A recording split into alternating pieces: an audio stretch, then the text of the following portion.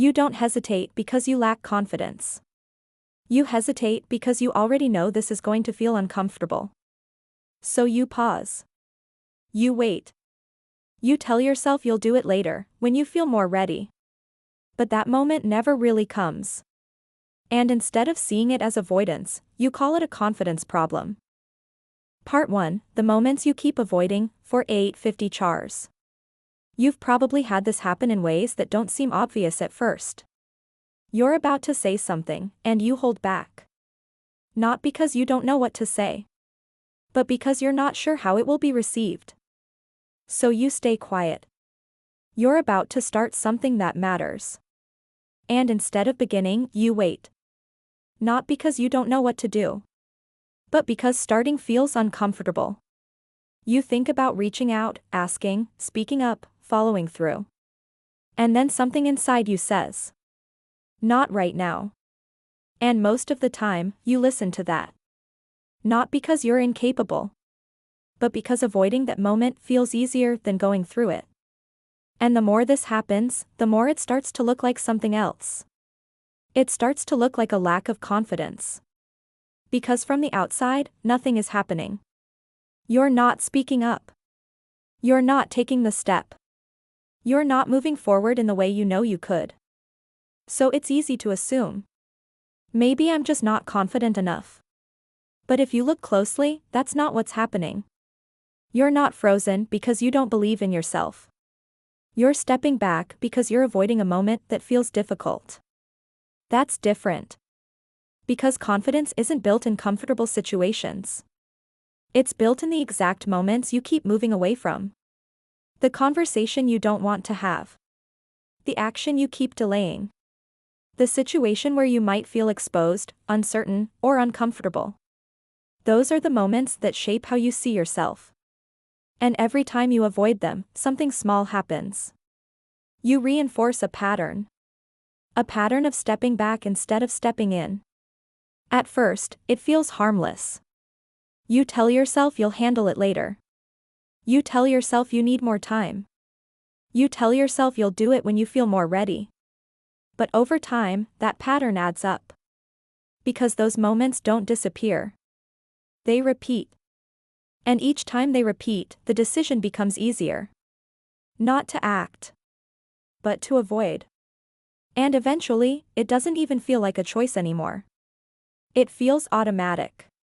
You see the moment coming. And you step around it. Again. Part 2. What you actually do in those moments, for 850 chars. You can usually see this more clearly in very specific situations. You're in a conversation. There's something you could say, something honest, something that would actually move things forward. You think about it for a second. And then you don't say it. You change the subject. You soften what you were going to say. You let the moment pass. And right after, you know. That would have been the moment. Or this one. You're about to start something you've been putting off. You open it. You look at it. And almost immediately, you feel that resistance. Not confusion. Just a kind of pressure. So instead of starting, you check something else. Your phone. Another task. Something easier. And just like that, the moment is gone. Or this. You know you need to follow up, reach out, ask something, clarify something. You even think about doing it. But you start imagining how it might go. What they might say. How it might feel. And before you realize it, you've decided. I'll do it later. These moments don't look serious. That's why they're easy to miss. But if you look at them together, they all have something in common. You're not stuck. You're stepping away. Right at the point where things start to feel uncomfortable. And that's the part most people misread. They think, I'm just not confident. But if that were true, you wouldn't even get to that moment. You get there. You see it. You feel it. And then you step back. That's not lack of confidence. That's avoidance. And it happens fast. So fast that it feels like a natural response. Not a decision. But if you slow it down, there's always a moment. A small window. Where you could have gone the other way. Where you could have said it. Started it. Done it. But you didn't. Not because you couldn't. Because it felt easier not to. And the more times you do that, the more that response becomes familiar. You start expecting yourself to step back. You start trusting that you'll avoid it. And over time, something changes. Not your ability. But your pattern. You don't even need to think about it anymore. The moment shows up. And you move around it. Again. Part 3, what you do in that moment instead. The change doesn't come from trying to feel more confident.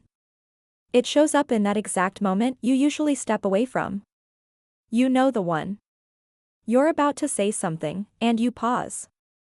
You're about to start, and you hesitate. You're about to act, and something inside you pulls you back. That moment happens fast. But it's always there. And if you think about it, you've already felt it. That split second where you could go one way, or the other. Most of the time, you already know which way you're about to go. You're going to step around it. Say less. Delay it. Do something else. So instead of trying to change everything, you focus on that point. Just that moment. Because that's where the pattern lives. A simple way to handle it is this.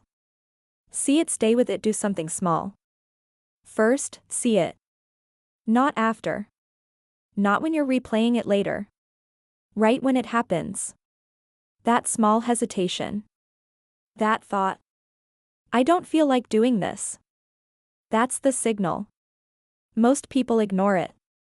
You don't. Second, stay with it. This is where everything usually breaks. You feel that discomfort, and you move away immediately. You grab your phone. You change what you were about to say. You push it to later. Instead, stay there. Not for long. Just a second longer than you normally would. You don't need to fix anything. You don't need to feel ready. You just don't leave the moment right away. That alone is different. Third, do something small. Not everything. Just something. If you were about to speak, say the first sentence. If you were about to start, do the first part. If you were about to reach out, send it without overthinking. Small action. Inside the moment. That's it. Because the goal isn't to suddenly become confident. It's to stop stepping away. And you've probably had moments where you didn't step away. Where you just did it. Said it. Started it. Handled it. And afterward, it felt different. Not easy. But clear. Like you stayed with yourself instead of pulling back. That feeling matters. Because that's what builds something real. Not confidence as a thought. Confidence as a pattern. Where the moment shows up. And instead of avoiding it automatically, you recognize it. You stay in it. And you do something. Even if it's small. Even if it's not perfect. And the more that happens, the less those moments control you. Because you're no longer moving around them. You're moving through them. If you think about it, this has probably happened more times than you realized. Not in big moments. In small ones. The moment you almost said something, but didn't. The moment you could have started, but waited. The moment you knew what to do, and still stepped away. It never felt like a big decision. Just something small. But those small moments repeat. And over time, they shape how you move through everything. Not because you lack confidence. But because you've gotten used to stepping around what feels difficult. And once you see that clearly, it's hard to unsee it. Because now, when that moment shows up again, you'll recognize it. That hesitation. That pull to avoid it. And it won't feel automatic in the same way. You'll see the choice. Not a big one. Just a small one. To move away. Or to stay and do something. And you've probably already felt the difference between those two. When you stepped away, it felt easier at first. But afterward, something stayed with you. When you stayed and acted, even in a small way. It didn't feel easy. But it felt clear. That clarity matters. Because the more you choose that, even in small moments, the less this becomes something you struggle with. And the more it becomes how you respond. Not perfectly. But consistently. And over time, that changes something important. You stop waiting to feel ready. And you start trusting what you do instead.